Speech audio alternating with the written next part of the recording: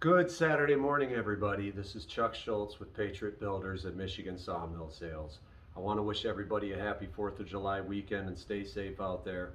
And just always take a moment and soak in what it actually means about our independence and everything like that. Um, Moving on to the next post frame project.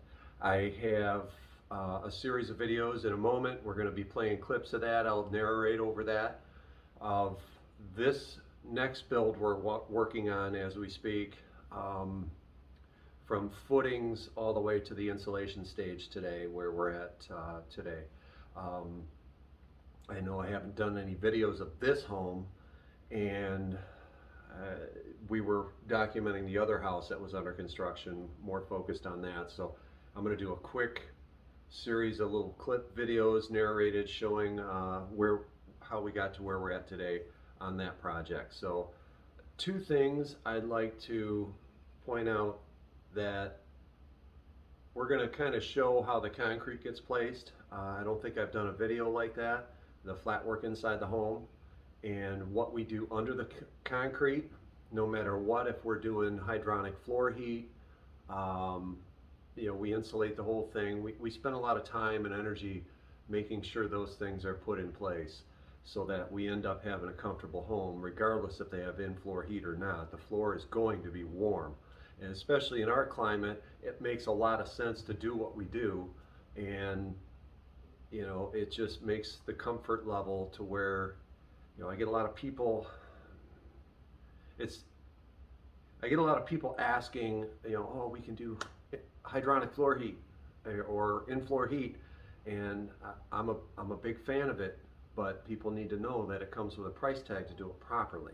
And especially in our climate, with how we insulate the houses and how tight they are, we have to be we have to take a calculated approach doing the in-floor heating system while keeping the indoor air quality in check. So, but I'll probably do another video on why it is more cost efficient to do a house with a forced air system, with air conditioning and everything like that, than it is to do an in-floor heating system in our area with what we do anyway. But I love in-floor heat. You just have to do a couple of things to make it right. So stay tuned. Coming up, we got a ton of videos that I'm going to put together. I'll try to do a quick narration over everything that we're doing. We're going to show the concrete placement process. We're to the insulation stage right now. You'll get to see the evolved stone that we're putting on the house. My guys are working on that as we speak. We probably got definitely a handful more days of tidying up the outside, but keep in mind that it's a work in progress out there, and we'll do another video when all the exterior is wrapped up and buttoned up. So check out these videos, and remember, like, subscribe to the channel, and if you know anybody that is thinking about building or think they have been priced out of the cost of new home building, this is a great way to be able to get some footage for a reasonable cost, even if it's hired out by a contractor such as myself or some of the other ones out there. So yeah, thanks for watching, and hopefully you like the videos, and have an awesome 4th of July. Thanks.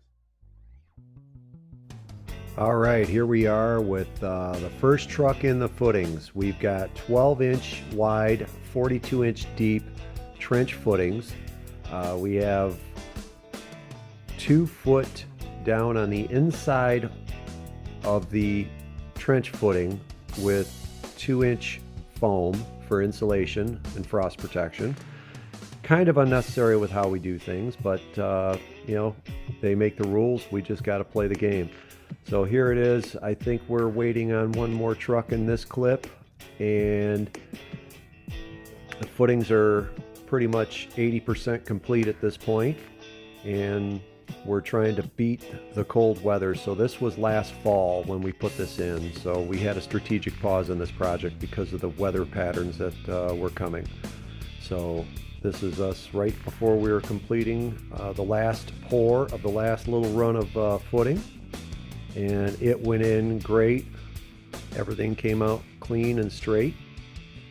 And here we are, the house is already framed up, or the exterior is framed up, and this is the preparation for insulating the floor. So this is standard in what Patriot Builders done and do, excuse me, this is standard in what Patriot Builders does with a Michigan pole barn home. The garage areas, we always do a 4-foot perimeter insulation under the floor, and the house gets insulated under the entire footprint. So what happens is this gives us an insulation barrier between the 54-degree temperature ground and whatever the atmospheric temperature is in the house, 68, 70 degrees, and that allows the concrete to still become a heat sink and still be warm, believe it or not. Feels like walking on a hardwood floor. So here is Superior Concrete Systems. These guys are great. I've been working with Superior for many years now, and they take a lot of great care in prepping the job. We get an exact 4-inch floor everywhere. And this is the flattest, I would assume, way to pour concrete. They set grade pins everywhere, set up rails, and run these on a rail system, this roller screed. And you know, the illusion of concrete of being flat, it's kind of oxymoronic, it's called flat work, but this is the best way to get it as flat as possible. And especially it being a finished floor in the home, they do an outstanding job with making sure everything's prepped right, uniform thickness, minimization of cracks, everything of that nature.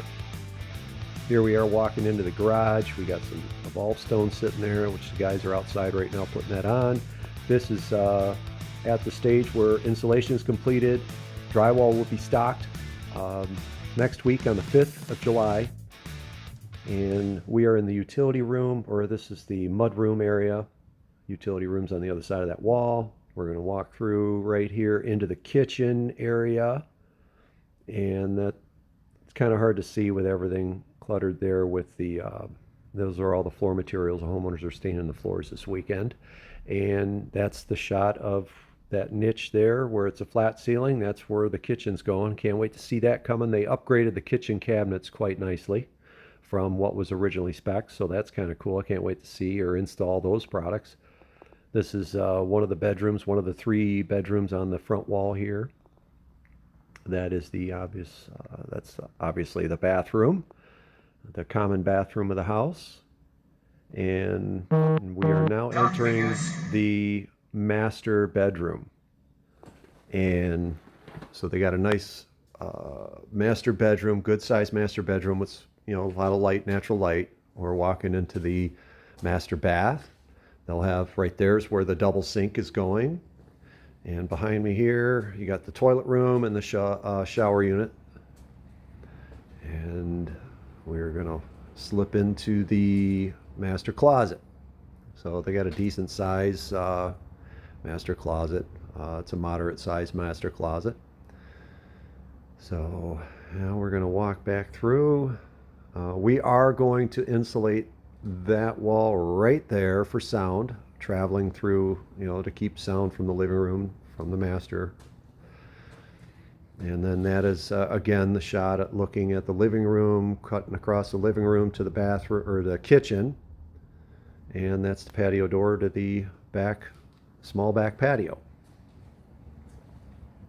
So this is a fun, oh, take note there, we always do cabinet backing. Whether we're framing a house for somebody else or our own builds, you know, those are some of the little extra steps that we take. So those horizontal boards in there are for cabinet mounting. And right there's the furnace and where all the water and everything's coming into the house. Here we are on the outside, and there's our lovely Carter Lumber home wrap. Carter's been working with us on our post frames, and they've been a great company to deal with.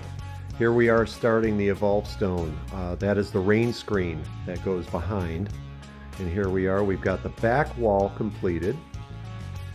And so we have a lot of stone going on. We had to get some footage up for the monuments of the subdivision. I had to have so many percentage of some sort of stone product on the house. And it's turning out quite nicely. It's like a dry stack stone look. And here we are on the back side of the house. It's got a sill stone up a little bit here. We did the full corners like that, and then from there we're doing like the wainscoting row lock kind of thing with the sill stones. And up here they're getting up around the patio door area, and this stuff is really great to install, very efficient.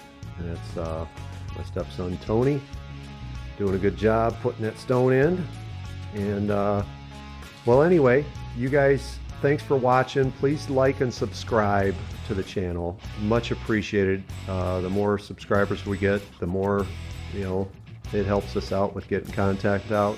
Please also comment if there's something you'd like to know about our house building of a Michigan pole barn home. Thanks again for watching. Have a great weekend.